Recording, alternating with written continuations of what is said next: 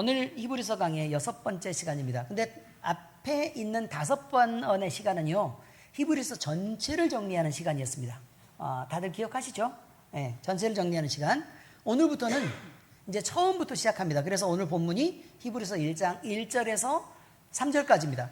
그런데 1절에서 3절까지 처음 시작을 뭐라고 얘기하고 있느냐? 이거예요. 아들을 통해 말씀하시는 하나님이다. 그래서 예수 그리스도에 대해서만 얘기를 합니다.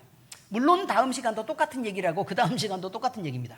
결론은 예수 그리스도를 통해 하나님이 말씀하고 계신다. 그런데 그 내용이 무엇일까? 또 그것을 바라본 사람들은 어떻게 살았을까? 그리고 예수 그리스도를 믿는다는 것은 과연 어떤 의미를 우리에게 갖게 하는가라는 것을 쭉 얘기하는 내용이 바로 히브리서 내용입니다. 그러니까 그 내용을 잘 들어보시고 믿음을 갖는다는 것은 과연 어떤 것인가? 그리고 믿는 대상이 예수 그리스도라는 것은 어떤 의미인가? 그럼 하나님 앞에서는 어떤 가치가 있는 일인가? 라는 것을 우리가 분명히 알고 지나갈 수 있기를 바랍니다. 아주 오래전에 어느 시골에 기차역에 한 노인이요, 오후 5시만 되면 벤치에 쭉 앉아서 시계를 이렇게 쫙 보면서 그렇게 기다리고 누구를 기다리는 것처럼 그렇게 벤치에 앉아 있었답니다. 그런데 이 노인은 겨울이 깊어지든 아니면 여름에 때학볕이 되든 꼭 5시가 되면 그렇게 나와가지고 기차역에서 누구를 기다리는 것처럼 그렇게 늘 있었다는 거예요. 그래서 영무원이 물어봤습니다. 아니 할아버지 지금 누구를 지금 기다리고 계세요? 대체 누구를 기다리고 계시는 거예요? 그러니까 할아버지가 조용히 웃으면서 대답했습니다. 내 아들이 지금 집을 떠나갔는데 이 역으로 돌아온다고 했거든요. 근데 제가 그 편지를 받았습니다. 근데 아마 제가 도착할 때쯤 되면 아마 오후 5시쯤 될 겁니다. 라는 얘기가 편지에 쓰여져 있습니다. 그래서 제가 오후 5시가 되면 언제라고 적혀 있지는 않아가지고 정확하게 날짜는 모르겠는데 제가 그래서 기다리고 있는 겁니다. 그런데 우리 아들은요, 그렇게 얘기하면 꼭 지키는 아들입니다. 그러니까 5시쯤 되면 아들이 올 겁니다. 라고 얘기를 하더란 말이에요. 여러분, 이 말을 들은 영무원의 마음이 뜨거워졌습니다. 그리고 이 할아버지가 그렇게 기다리고 있는 아들이 도대체 누굴까? 그리고 아들에 대해서 말하지 않는 이 아들은 과연 이 할아버지한테 어떤 의미일까? 아들이 돌아오기를 바라는 그 아버지는 끊임없이 아들을 기다리고 또 매일같이 품고 있는 그 아들은 도대체 누굴까? 이렇게 늘 생각하게 됐답니다. 여러분, 아버지가 아들을 기다리는 마음은요, 누구에게 묻지 않아도 그것은 간절한 그리움과 사랑일 것입니다. 사랑은 이렇게 말로 온전하게 전해지지 못하더라도 그 있다는 존재만으로도 사람을 붙들어주는 힘이 됩니다. 만약에 아버지가 나이가 들어가지고요, 그 기다릴 아들도 없었으면 무슨 의미로 살겠습니까? 인생은 계속해서 사라져가고, 그리고 점점 늙어져서 기다리는 것은 죽음뿐이면 어떤 희망이 있겠습니까? 오늘 우리는 우리에게 주어진 어마어마한 약속을 확인하고자 합니다. 단지 편지나 그리고 인사 한마디가 아닌 하나님이 우리에게 아들이신 예수 그리스도를 통해 약속하신 그 말씀을 확인하고자 하는 것입니다. 히브리서의 처음은 이렇게 시작합니다. 옛적에는 선지자들을 통하여 여러 부분과 여러 모양으로 말씀하시던 하나님이 이 모든 날 마지막에는 아들을 통하여 우리에게 말씀하셨다. 다시 말하면 구약에서는요, 하나님이 말씀하시는데 선지자를 통해서 말씀하기도 하셨고, 그 다음에 여러 가지 기적을 통해서도 보여주면서 내가 하나님이다 라고 말씀하셨다는 거예요. 그런데 이렇게 많이 말씀하시던 하나님이 이제는 뭐라고 말씀하신다고요? 아들을 통해서 말씀하셨다라고 이야기를 하고 있습니다. 그러니까 구약시대에 말하던 방식과 신약에 말하는 방식에 차이가 난다고 지금 이야기를 하고 있습니다. 이제는 하나님이 왜 아들을 통해서 말씀하셨을까? 이것은요, 말 하나마나 뻔합니다. 왜? 내가 말하는 것보다 아들을 통해 말씀하는 게 더 좋으니까요. 그렇지 않겠습니까? 그 좋으니까라는 표현 속에 너무 많은 이야기가 들어있습니다. 아들을 인정하니까. 아들을 인정하니까. 그죠? 아들을 통해서 말씀하겠죠. 그리고 아들이 높아지기를 바라니까. 아들이 권위 있게 되기를 바라니까. 네, 아들을 통해 말씀하신 것입니다. 그리고 아들은 진실하니까. 그 진실을 아버지의 마음처럼 동일하게 지킬만 하니까 아들을 통해서 말씀하신다는 것입니다. 여러분, 이 아들이 바로 하나님이 제시하신 이 아들이 바로 예수 그리스도입니다. 우리는 하나님이 말씀하시는 그 음성을 지금 듣고 있습니까? 우리는 하나님의 간절하고도 애타는 아들을 통해 말씀하시는 그 말씀을 듣고 마음을 열고 받아들이고 있습니까? 오늘 우리는 이 시간 하나님의 가장 확실하신 말씀인 예수 그리스도, 다시 말해서 예수님이 구원자이시다라는 이것을 함께 바라보며 또 하나님이 가진 영광, 예수님에게 전가된 이 영광을 깊이 들여다보는 시간을 갖고자 합니다. 성경 말씀은 첫 번째 이렇게 말합니다. 하나님은 지금도 말하고 계신다는 것입니다. 히브리서가 시작되는 본문은 어떻게 시작된다고요? 옛적의 선지자들을 통하여 여러 부분과 여러 모양으로 우리 조상들에게 말씀하신 하나님이 라고 말합니다. 그러니까 하나님은 분명히 살아계시다 이거예요. 하나님은 분명히 살아계시다. 그리고 살아계시고 침묵하시는 분이 아니고 하나님은 말씀하고 계시는 분이다 라는 것입니다. 요한복음 1장에 보면 태초부터 말씀이 계셨다고 얘기합니다. 그런데 창세기 1장에서 창조의 사역이 나오는데 요한복음 1장에서 확인하는 것은 뭐냐면 그 창조를 예수님이 하셨다라고 말하고 있습니다. 창조가 말씀으로 시작되었는데 그 말씀이 바로 누구라고요? 예수 그리스도다라는 것입니다. 그런데 그 예수가 그리스도라는 거예요. 구원자로 선포되었습니다. 히브리서 기자는 이 하나님을 옛적의 선지자들을 통하여 여러 부분과 여러 모양으로 하나님이 말씀하신 그 아들이라고 소개하고 있습니다. 여기서 말씀하신다는 동사는 헬라어로 랄레오입니다. 이것은 단지 말씀이 정보를 전달하는 것에만 그치는 것이 아니라 끊임없이 주고받는 의사소통 관계, 다시 말해서 인격적으로 너와 내가 믿음의 관계에 있고 신뢰의 관계가 있어서 둘이 소통을 하고 있어서 그래서 둘이 서로 교제를 나누며 이야기한다라는 개념을 갖고 있는 거예요. 그러니까 말씀하신다는 것은 그냥 단순히 하나님이 그냥 말씀을 툭 내뱉고 말았다는 뜻이 아니라 끊임없이 우리 안에서 교제하고 있는 하나님이 우리의 인격과 하나님의 하나님 되심 속에서 교류하는 가운데 말씀하시고 그것을 우리 안에 심어두시고 우리 안에 확증하시고 증언하시고 하는 그 일들을 해오셨다라고 얘기하고 있습니다. 그러니까 하나님은 자기 백성들에게 적당한 거리를 두면서요 사회적 거리 두기를 실현하신 것이 아니라 어떻게 하고 계신다고요? 끊임없이 우리에게 찾아오시고 손을 붙잡고 만지고 끌어안고 이렇게 하면서 하나님과의 더 깊은 관계 속에 우리를 끌고 들어가셨다라고 얘기합니다. 그리고 그 하나님이 진심으로 얘기하고 싶은 분이 한 분이 있는데 그분이 누구다? 예수님이다 라고 얘기합니다. 여러 부분과 여러 모양으로 라는 표현은요 구약시대의 계시가 여러 가지 다른 형태로 나타날 수 있었다라고 얘기하죠. 다양하게 나타났다고 얘기합니다. 그런데 그게 처음에는 그림자처럼 보이는데 점점 반복되고 또 더 자세하게 이야기하고 하는 과정을 통해서 점진적으로 실현되어 가는데 그 실현된 내용이 결국 예수님의 오심으로 완전한 그림으로 그려졌다라고 얘기합니다. 그 본체가 드러났다라고 지금 얘기하고 있습니다. 화란의 정통신학자입니다. 화란이 어딘 줄 압니까? 화란이 어디예요? 불란서는 어디예요? 프랑스요. 불란서 프랑스. 그죠? 화란은요? 네덜란드. 라성은요? LA. 갑자기 왜 잠을 깨세요? 자, 네덜란드의 개혁주의의 아주 성경으로 대단한 깊이가 있는 신학자였던 헤르만 바빙크는 이것을 두고 뭐라고 표현했느냐? 하나님의 계시는 시기마다 필요한 만큼의 빛을 따라 점차 완성되어 갔다. 이렇게 표현합니다. 자, 잘 들어보세요. 하나님의 계시는 계시가 뭐예요?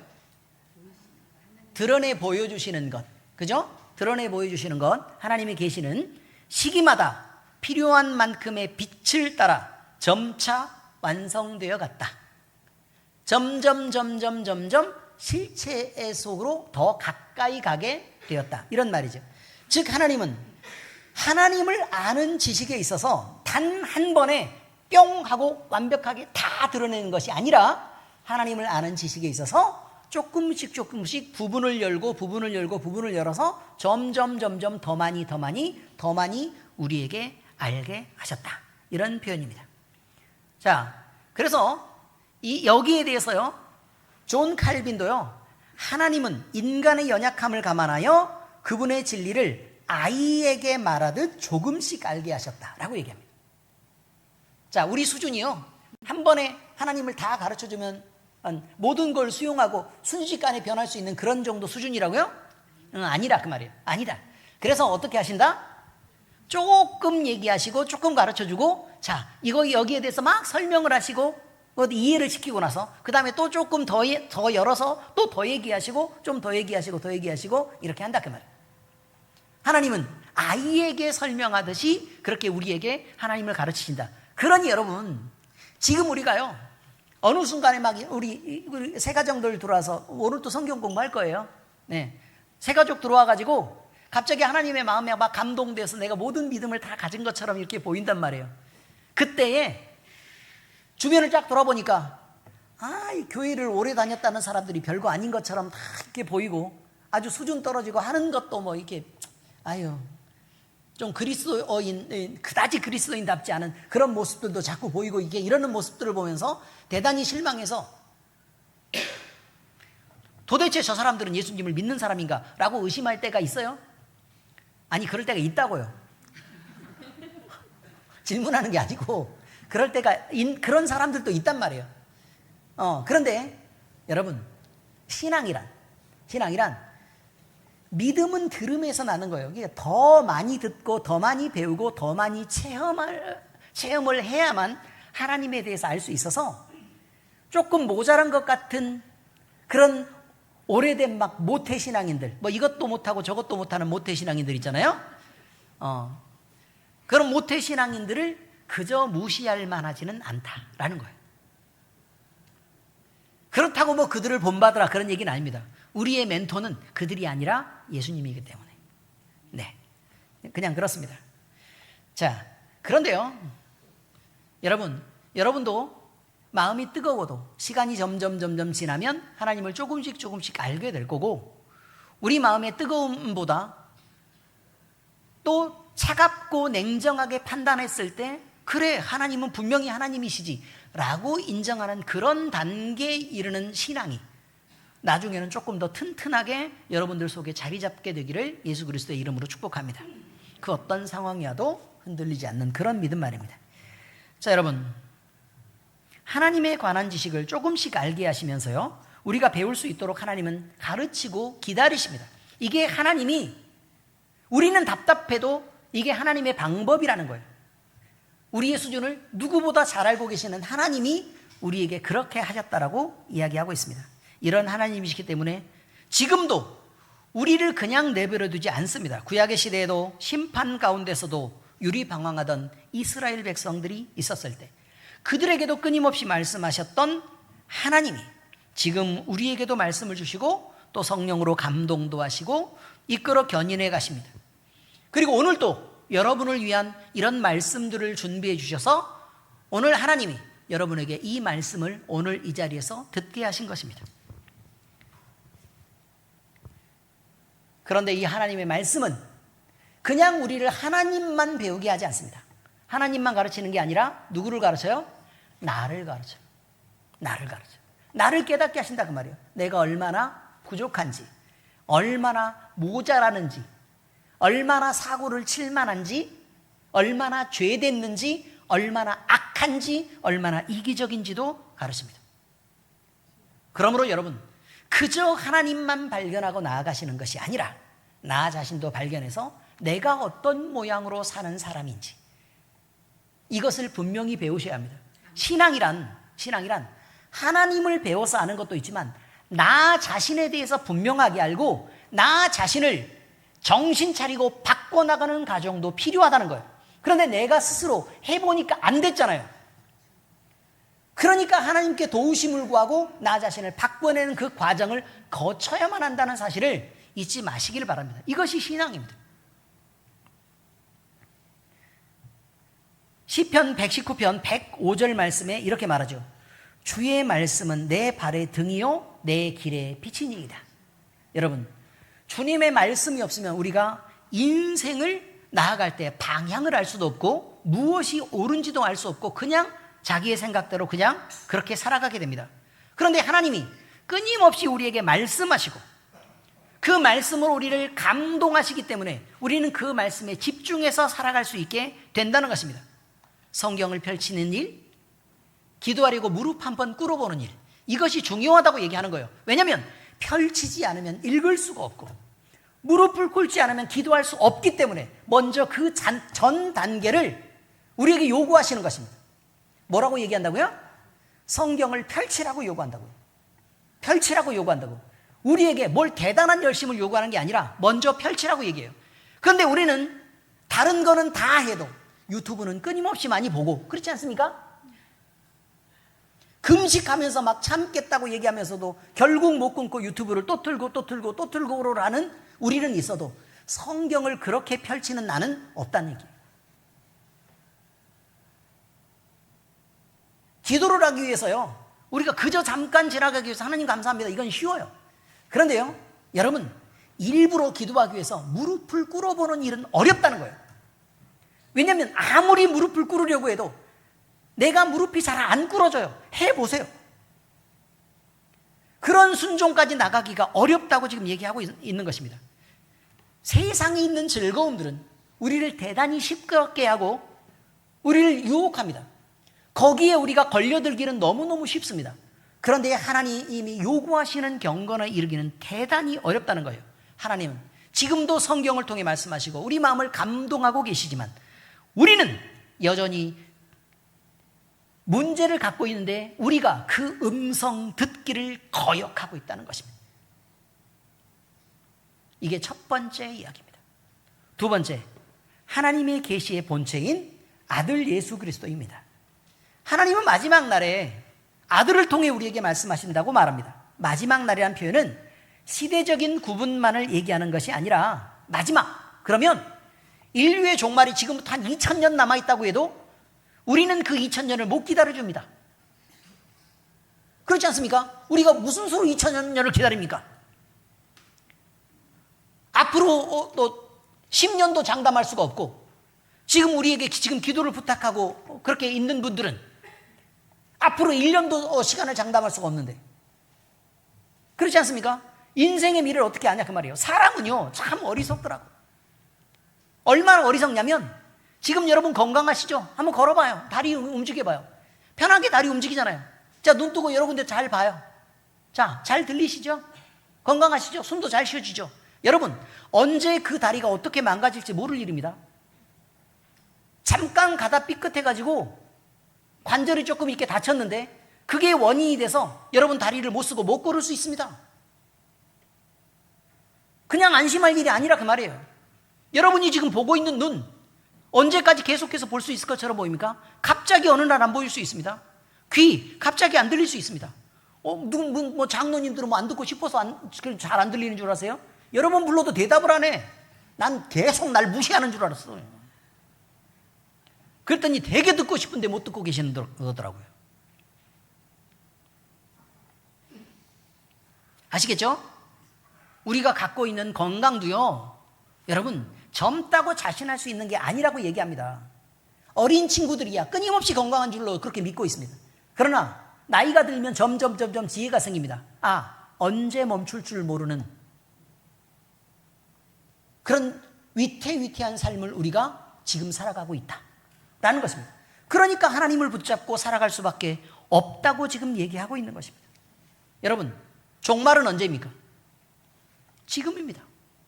그래서 지금이라 그 말이에요. 지금 준비하지 않으면 우리는 개인적인 종말을 대비할 방법이 없습니다.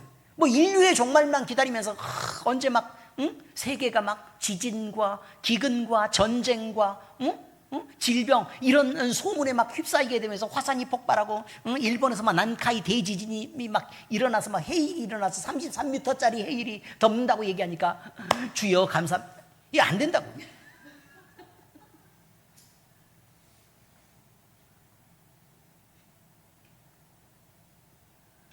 여러분, 그 일이 닥치기 전에 우리가 끝날 수 있습니다. 지금이 종말입니다. 그래서 종말로 이렇게 얘기한다 그 말이에요. 마지막 날에. 우리 인생 얼마 남지 않았습니다. 자, 그런데 여러분, 예수 그리스도 안에서 구속의 시간이 성취되었습니다. 믿으면 구원받는 건 이미 결정됐다 그 말이에요.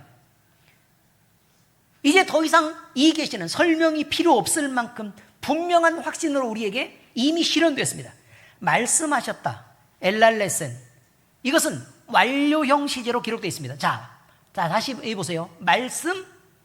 말씀하신다가 아니고 말씀하실 것이다도 아니고요. 뭐라고 말한다고요? 말씀하셨다입니다. 말씀하셨다. 그럼 그 말씀은 이미 우리에게 와 있다라는 것입니다. 완료형 시제다. 이런 말이에요. 이것은 계시가 일회적이고 이미 결정된 사건이며 이미 결과된 일이라는 것을 말하고 있습니다. 여러분, 웬만한 목사들이요 이렇게까지 분명하게 얘기하지 않습니다. 그냥 예수님이 오셨다 이렇게 얘기하고 말지, 이 계시가 단회적이고 결정적 사건이며 이미 결과된 일이라는 것이다. 이런 표현 쓰기가 대단히 어려운데 이런 수준의 표현을 쓰고 있다는 것입니다. 축하드립니다. 이 아들은 단순히 하나님의 말씀을 전달하는 존재가 아닙니다. 본문은 예수님을 하나님의 영광의 광채라고 부릅니다. 이 단어는 영광의 광채란 뜻은요, 광채란 뜻은 빛이 나는 게 두 가지가 있어요. 우리가 보기에도. 자, 낮에 뭐가 빛나요? 해가 빛나요. 밤에는요, 달이 빛나요. 별도 빛나요. 근데 별은 좀 이렇게 약하니까 이렇게 빼고 해와 달이 있단 말이야. 그런데 달은 자기가 빛을 내는 게 아닙니다. 어떻게 하고 있어요? 태양의 빛을 반사해서 내고 있습니다. 이것은 광채라고 부르지 않습니다. 자, 영광의 광채라고 부르는 건 스스로 빛을 내는 존재를 의미하고 있어서 예수님은 태양처럼 그 스스로 빛이 되고 그리고 빛 그대로가 나타나신 분이라고 표현하고 있습니다. 그래서 그 본체의 형상이라는 표현은 단순한 그림자나 이미지가 아니라 하나님의 존재 그 자체로서의 예수님을 말합니다. 그러니까 예수님은 사람으로 오셨으니까 그냥 사람인가 보다 이렇게 여러분이 생각할지 모르지만 성경의 표현에 의하면 하나님인 존재 그 자체로서의 하나님이신 예수님이 오신 것이다. 이렇게 표현하고 있다 그 말이에요. 칼빈은 이것들을 두고 뭐라고 표현하냐면 아들이 아버지의 영광을 반영하는 것이 아니라 아버지와 동등한 본질을 지니신 동일하신 하나님이신 것이다 라고 표현해요. 자, 다시 말하면 하나님이 계시고요, 아들이 있다 그 말이에요. 예수 그리스도가 있어요. 아들이 하나님의 영광의 광채를 반사하시는 분이 아니라는 거예요. 하나님 예수 그리스도가 나타내신 빛은 하나님의 빛을 반사해서 나타내는 빛이 아니라 하나님 자신이 가질 수 있는 빛으로 비추는 것이다 라고 표현한다 그 말이에요. 그러니까 하나님의 본체의 형상을 그대로 지니신 그 분이, 동일하신 하나님이신 분이 예수 그리스도다 라고 설명하고 있다는 것입니다. 이 예수님이 우리에게 말씀하셨다는 것은 단지 정보나 교리를 전달하는 것이 아니라 하나님의 존재가 있다라고 말하고 있고, 또 하나님의 구원이 하나님의 뜻이라고 말하고 있고, 하나님의 은혜가 너희에게 미쳤다라고 얘기하고 있고, 하나님이 너희와 함께 계시다라고 말하고 계시는 것입니다. 다시 말해서 예수님을 보면 누구를 보는 것 같고? 아버지를 보는 것과 같고. 그래서 아니 나를 봤는데 왜 아버지를 보이라 하느냐라고 예수님이 말씀하신 그 구절도 바로 그것 때문에 그런다 그 말이에요. 그리고 예수님이 말씀하신 것을 듣는다는 것은 하나님의 말씀을 직접 듣는 것과 그냥 같은 거라 그 말이에요. 바로 이런 것입니다. 또 성경의 지식을 우리가 말씀으로 성경의 지식을 쌓는 것이 아니라 하나님과 대면하는 신령한 만남을 통해서 하나님이 말씀하시는 것을 우리가 들어서 우리 마음속에 새기는 것이다 라고 얘기합니다. 근데 그것을 전달하는 방법이 뭐라고요? 이런 설교 같은 거예요. 성경 말씀을 풀어서 해석해 주는 설교 같은 거라 그 말이에요. 그래서 이 시간에 여러분들이 여기 앉아 있는 것이 복되고 가치 있는 일을 하고 계신 것이다 이 말입니다. 요한복음 14장 9절에서 이렇게 말합니다. 예수께서 이르시되 빌립아 내가 이렇게 오래 너희와 함께 있으되 네가 나를 알지 못하느냐? 나를 본 자는 아버지를 보았거늘 어찌하여 아버지를 보이라 하느냐? 이렇게 표현하죠. 지금 우리는 예배를 드리고 있습니다. 그리고 지금 하나님의 말씀을 듣습니다. 이것은 강당 안에서 선포되는 말씀을 통해 그리고 전해지는 복음의 메시지를 통해 우리 주님을 만나고 또 주의 말씀을 듣는 것을 말합니다. 이 자리에 하나님이 계시고 하나님이 말씀하신다 그 말입니다. 그런데 이런 상황에서 우리의 마음이 여전히 차갑고 그저 머리로만 이해하고 있는 신앙을 하고 있다면 그것은 우리가 아직 하나님의 말씀을 계시의 인격으로 만나는 것이 아니라 그저 우리가 좋아하는 말씀을 그저 편하게 듣고 그냥 원하는 것을 선택하고 그냥 필요 없는 것을 버리는 그런 과정을 하고 있는 것과 다르지 않습니다. 하나님의 말씀은 아들을 통해 말씀하십니다. 그리고 그 말씀은 지금도 우리 영혼의 빛이 되어서 우리를 비추고 계십니다. 빛이란 말은 예수님이 우리에게 투영되지 않으면 우리는 암흑 속에서 우리 자신을 알 수 없다는 것을 말하는 거예요. 빛이란 표현이 그거예요. 예수님이 빛이라 라는 말은 그 빛이 있어야 보이잖아요. 예수님이 없으면 예수님으로 우리를 보지 않으면 우리는 우리 자신을 못 본다고 얘기합니다. 그러니까 지금까지 예수님 없이 세상 속에서 살아가다가 판단을 갖고 지식을 갖고 또 여러 가지 이 상황들을 이해하고 있는 모든 것들은 다 어둠 속에서 그저 감각에 의존해서 우리가 알고 있는 것에 불과한 것입니다. 그러니 이것은 얼마든지 오해될 수 있고 얼마든지 잘못될 수 있고 얼마든지 비진리를 진리처럼 강요할 수 있습니다. 그것도 내가 나 자신에게. 그러면서 몰아붙입니다. 내 주관이 나를 변하지 못하게 만듭니다.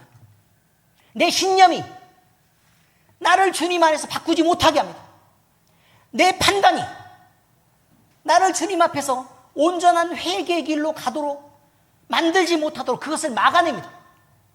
내가 나를 막아서 하나님 앞에 못 가게 한다는 것입니다.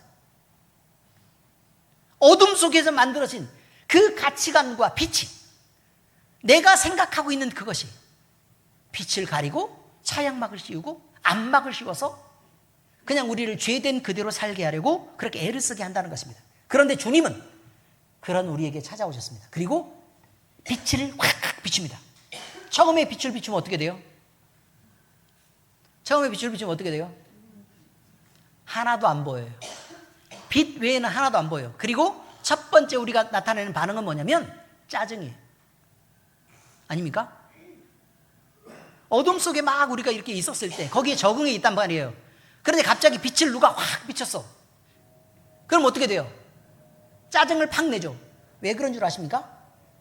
내가 그 빛에 적응할 수 없기 때문에 그렇습니다. 하나님의 빛은 우리가 쉽게 받아들일 수 있는 빛이 아닙니다. 그러니까 예수 그리스도도 아무나 믿을 수 있는 게 아니라고 얘기하는 거예요. 그런데 그 빛은 여전한 하나님의 열심으로 우리를 꾸준하게 비추고 계시고 그리고 우리를 자꾸 드러나게 해서 우리의 수치, 죄 그리고 우리의 고집, 나쁜 습관들 우리의 못남, 모자람 이런 것들을 계속해서 드러내게 합니다. 그러니 그 빛의 빛 앞에 서 있기가 너무 싫은 거죠. 누구나 자기 방어 기제가 있어서 그 빛을 피하고 싶어 합니다. 자, 제가 여러분에게요 한 가지 이 말씀을 드릴게요. 여러분의 눈을 똑바로 쳐다보고요 이렇게 표현한다 그 말이에요. 지금 하나님 앞에서 바른 열심을 가지고 계십니까? 라고 질문합니다. 그럼 갑자기 어떻게 돼요? 무슨 질문이라도 하기만 하면 여러분들은 움츠러들 것입니다. 꼭 이런 질문이 아니어도 제가 여러분에게 아유 믿음으로 잘 살고 계시죠? 라고 눈을 딱 쳐다보면 뭐라고 얘기한다고요? 그저 피하고 싶을 거라고요. 이 질문 하나에도 이렇게 주눅이 드는 것이 죄인의 마음입니다. 그런데 여러분, 성령 안에서 우리는 주님이 감동하시는 그 감동들을 수용해야 하고, 주님의 음성이 들리면 들어야 하고, 받은 바 그 말씀들을 생명의 말씀으로 인정하고 받아들이고 우리 자신을 바꿔나가야 합니다. 이것이 우리가 빛 안에 있는 자의 가치입니다. 끊임없이 빛 안에 있으면서도 죄를 고집하고 있는 사람은 그 부끄러움을 그대로 유지하려고 있는 것에 불과합니다. 그러니 그것을 부지런히 바꾸는 게 지혜롭지 않겠습니까? 자, 이제 말씀 적용입니다. 말씀을 들은 자는 응답해야 합니다. 예수 그리스도는 단지 말씀을 선포하기만 하는 분이 아닙니다. 주님은 인격입니다. 그냥 글씨로만 우리에게 오신 분이 아니라 그 말이에요. 주님은 당신의 능력으로 만물을 붙드시며 죄를 정결하게 하기도 하시고 지금도 보좌에 앉아 계시는 주권자이면서 중보자입니다. 살아계신 하나님이라 그 말이에요. 이건 대단히 중요한 일입니다. 예수님이 누구시라고요? 살아계신 하나님이시라고. 그리고 지금도 우리를 주목하고 계시고 우리를 바라보고 계십니다. 이런 주님의 말씀을 듣는 자는 반드시 삶으로 반응해야 되지 않겠습니까? 예수님은 설명되는 진리가 아니라 순종하고 따라가야 할 주권자, 사랑받아야 할 주님이며 우리가 닮아가야 될 삶의 모델입니다. 그래서 우리의 멘토는 목사님이 아니라 누구라고요?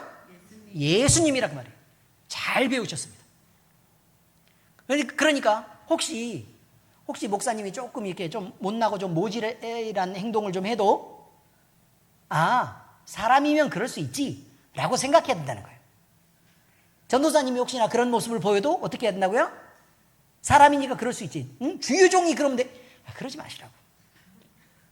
사람이라고, 사람. 아시겠습니까? 사람입니다.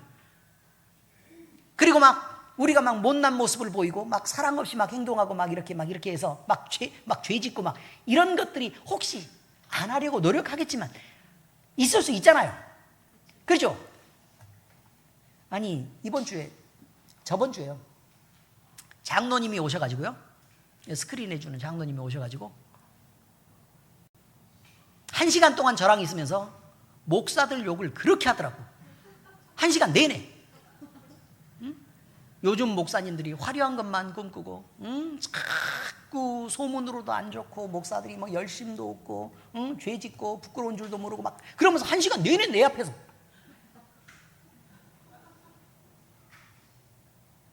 그래가지고 교회가 그 모양이고 이러면서 얘기를 한참 하더라 그 말이에요. 그러니까, 나 들으란 얘기구나. 나는 이렇게 받아들였죠. 근데 마지막에 제가 위로를 받은 것은 그 장로님이 그렇게 말씀하셨습니다. 목사님이 그렇다는 얘기가 아니라, 주여.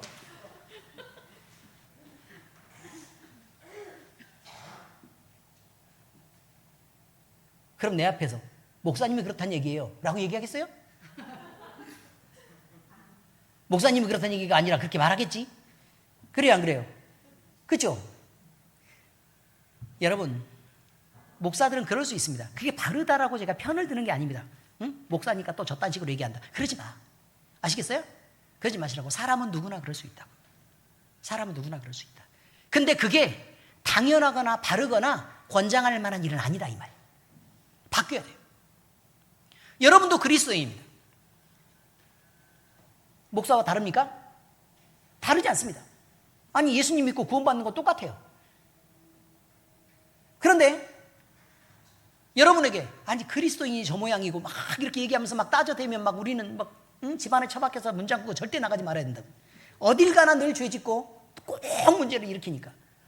그런데 여러분, 그럴 수 있습니다. 근데 그때도 뭐라고 얘기를 해야 되냐면, 그런데요, 저는 실망을 줄 수 있습니다. 여러분도 실망을 줄 수 있습니다. 그런데 여러분이 바라봐야 될 건요, 제가 아니라 예수님이십니다. 예수님이 그걸 요구하셨냐? 이걸 물어야 됩니다. 대한민국 교회 전체가요, 한 98% 정도가, 진짜 그렇다는 얘기가 아니고, 가정하기를 98% 정도가 부패하고 막 썩었고 비리와 죄로 가득한 교회들이 가득하다 이 말이에요.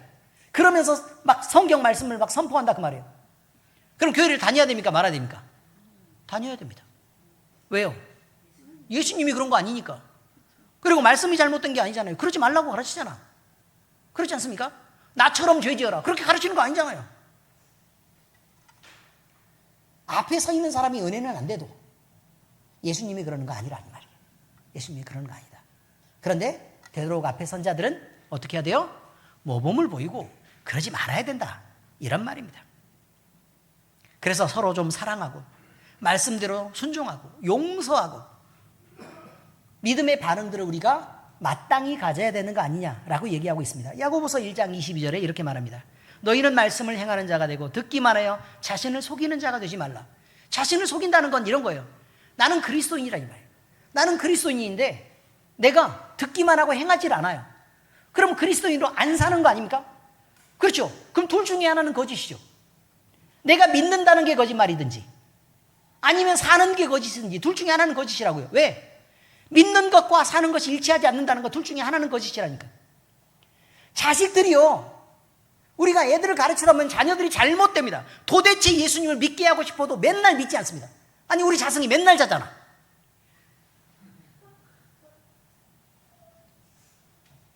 찬송을 부르라고 해도 생전 안 부르고. 누구의 잘못이냐 그 말이에요. 예수님 잘못이에요? 부모가 믿음의 본을 보이고 정말 하나님 앞에 그 간절한 신앙의 진심들을 드러냈을 때 자녀들은요, 살아계신 하나님을 부모를 통해 느끼는 거예요. 말이 아니라 부모의 행동을 통해서, 부모의 신앙을 통해서요. 이게 중요한 것입니다. 지금 자승이 얘기했다고 나는 괜찮다 뭐 이렇게 얘기하는데 이름 다 불러요 그럼?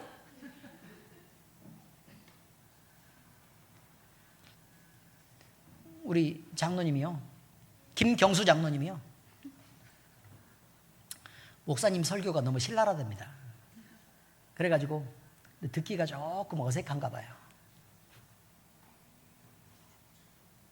물론 좋아하죠. 그렇지만 조금만 더 부드럽게 얘기했으면 얼마나 좋을까. 물론 저도 그걸 꿈꾸고 있습니다, 여러분. 저도 우리 교회가 그렇게 제가 부드러운 설교를 할 수 있는 그런 교회가 되기를 원합니다.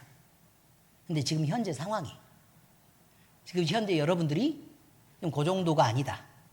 그래서 지금 이렇게 설교를 할 수밖에 없는 상황인 것을 이해해 주시기 바랍니다. 그리고 저랑 여러분이 오늘 지금을 기점으로 해서 바뀌어가서 모두 다 부드러운 사람이 되기를 예수 그리스도 이름으로 축복합니다.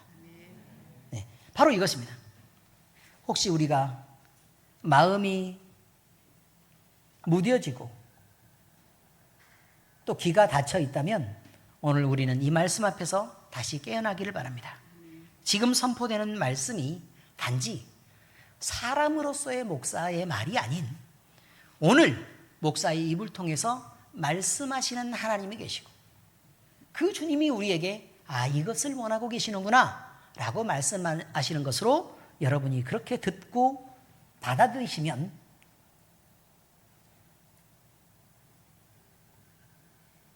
그 수용과 그 믿음에 대한 반응, 그 순종에 대해서 하나님은 여러분에게 바뀔 수 있는 은혜를 베푸실 것입니다.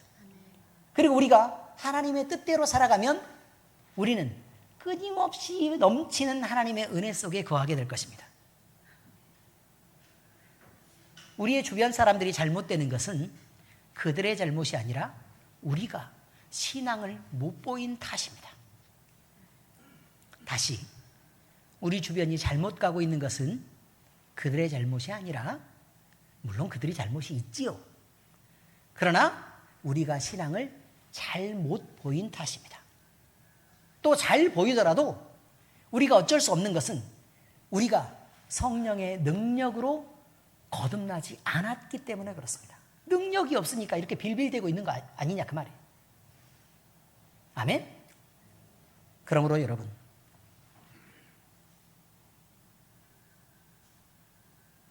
고요히 듣고 깊이 묵상하고 순종하게 되기를 바랍니다.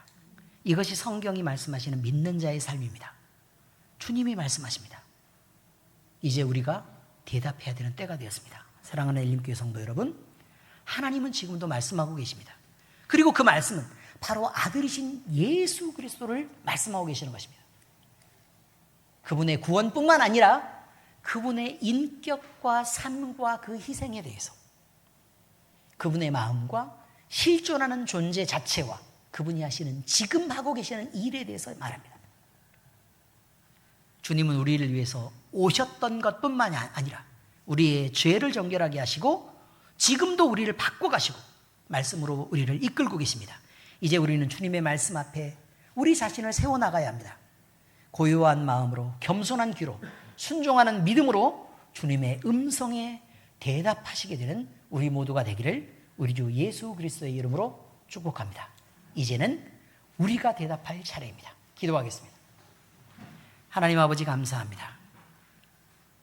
하나님은 구약시대에 끊임없이 선지자와 온갖 기적과 역사를 통해서 말씀하셨고 그 말씀하신 예수님이 우리에게 실체로 나타나셨습니다. 우리는 이 예수님을 보았고 들었고 느꼈고 또 우리 안에서 역사하고 계시는 것을 경험하고 또 함께 체험하게 되었습니다. 그런데 아버지 하나님, 아직도 우리의 인생은 마치 불신자의 믿음들처럼 세상을 즐거워하고 세상을 바라보며 세상을 소원하는 일에 우리 자신을 내어드리고 우리 마음속은 끊임없이 흔들립니다. 그러나 아버지 하나님, 우리는 이제 우리 주님의 음성을 고요히 듣고 믿음으로 반응하며 우리의 행동으로 우리의 믿음을 보여주기를 원합니다. 아버지 하나님이 우리를 이끌어 주시고 그리스도인 된 바른 믿음으로 우리가 설 수 있도록 하나님이여 우리에게 은혜를 베푸시고 이끌어 주시옵소서.